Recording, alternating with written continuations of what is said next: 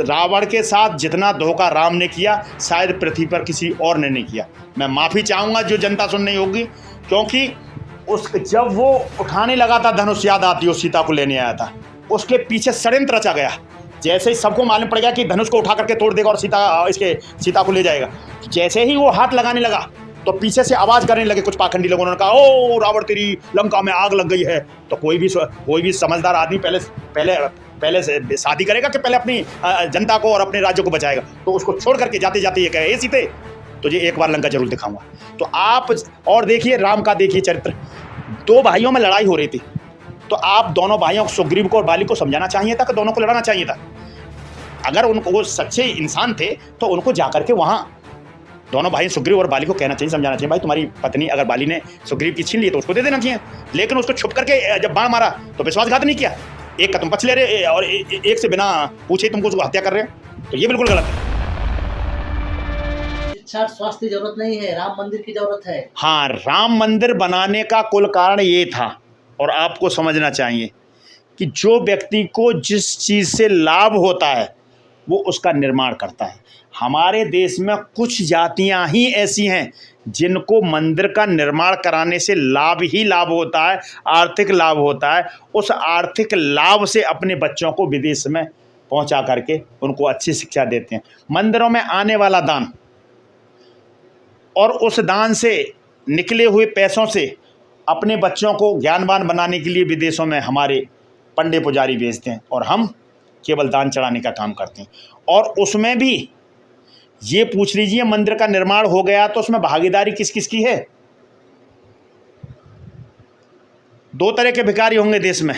एक अंदर जो इज्जत से भीख मांग रहा होगा, जो दान हम बोलते हैं, दान पात्र में दान देता है, वो भी एक भीख है आम जनता द्वारा, श्रद्धा और विश्वास के नाम पर। और एक भिखारी बाहर होगा जो कटोरा लेके बाहर होगा, जिसे अठन्नी चवन्नी देते हैं। तो दोनों भिखारियों में अंतर नहीं है, लेकिन इज्जत अंदर वाले की है, बाहर वाले की इज्जत इतनी नहीं है। तो ये हमारे देश के पुजारी और पंडे अंधविश्वास और पाखंड फैलाकर धर्म का धंधा चला रहे हैं, और धर्म का ऐसा धंधा है ये कभी मंदा नहीं होता। और इसलिए इस देश में मंदिरों का निर्माण अधिक हुआ और विश्वविद्यालयों का ना के बराबर हुआ।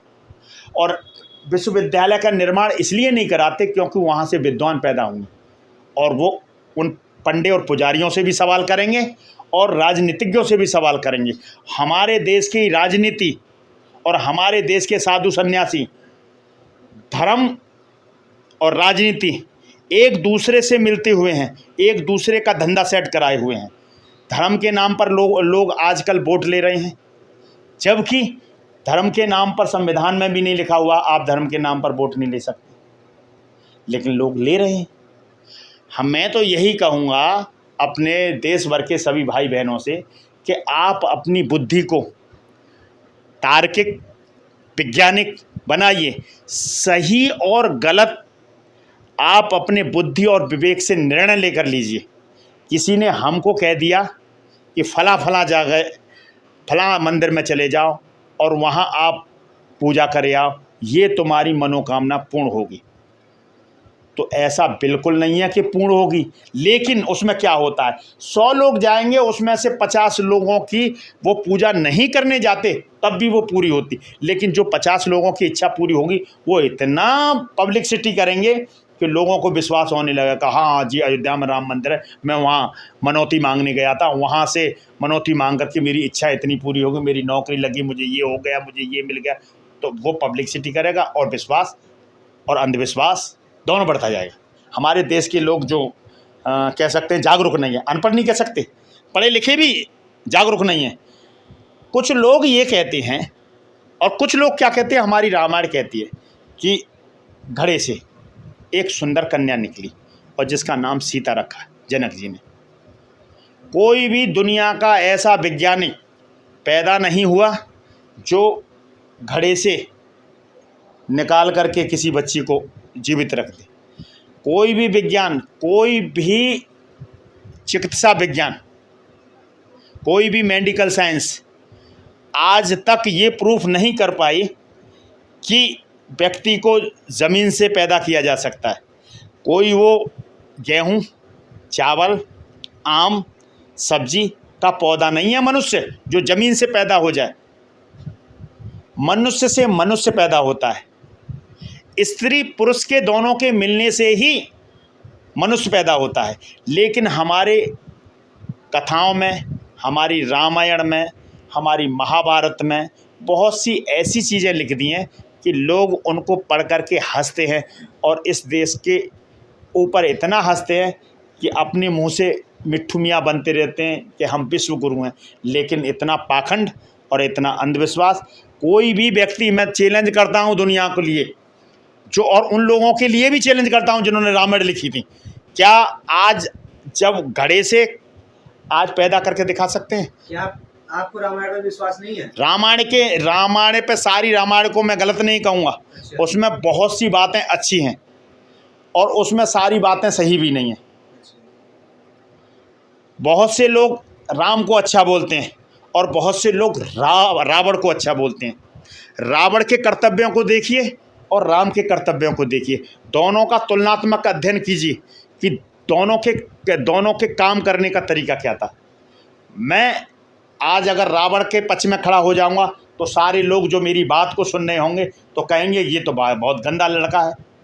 मैं ये कहूँगा उसने ईमानदार इतना था, कर्तव्यनिष्ठ इतना था रावण कि उसने अपनी बहन का बदला लेने के लिए, अगर मेरी बहन है और मेरी बहन के साथ में कोई भी गलत काम करता है या उसको छेड़ता है या उसे भला बुरा करता है तो मैं, अगर मुझे गुस्सा नहीं आती तो मैं उसका भाई कहलाने लायक नहीं हूँ। मैं उसका बदला लेने के लिए कोई ना कोई उपाय निकालूंगा। अपनी बहन का, शूर्पणखा का रावण ने बदला लेने के लिए, वो भी गलत बदला नहीं लिया था, केवल और केवल उनकी सीता को वहाँ से उठाया और अशोक वाटिका में इतनी सुंदर जगह रखा और उसकी नौकरानी रखी उसके लिए, और उसको वहाँ चाहता था वो रावण, इतना शक्तिशाली था, चाहता था वो रावण उसके साथ गलत कर सकता था। लेकिन ये लोग जो जितने भी पाखंडी लोग हैं वो ये जो कहते हैं नहीं, सीता के पास जा ही नहीं सकता था, उसको छूता तो आग लग जाती, उसका शरीर भस्म हो जाता। तो मैं उन बेवकूफ़ों से ये पूछना चाहता हूँ, पर सीता को जब उठा करके रावण ले गया तो वो क्यों नहीं जला? सब बकवास है। उसके साथ जितना धोखा किया, मैं कहूँगा कि रामायण में जितना मेरी निगाह में, मैं सबकी निगाह में नहीं कह रहा, अगर कोई इस बात विषय पे बात करना चाहेगा तो मैं बात करूँगा कि राम ने अपने कर्तव्य ईमानदारी से निभाए नहीं और रावण ने अपने ईमानदारी से सारे कर्तव्य निभाए।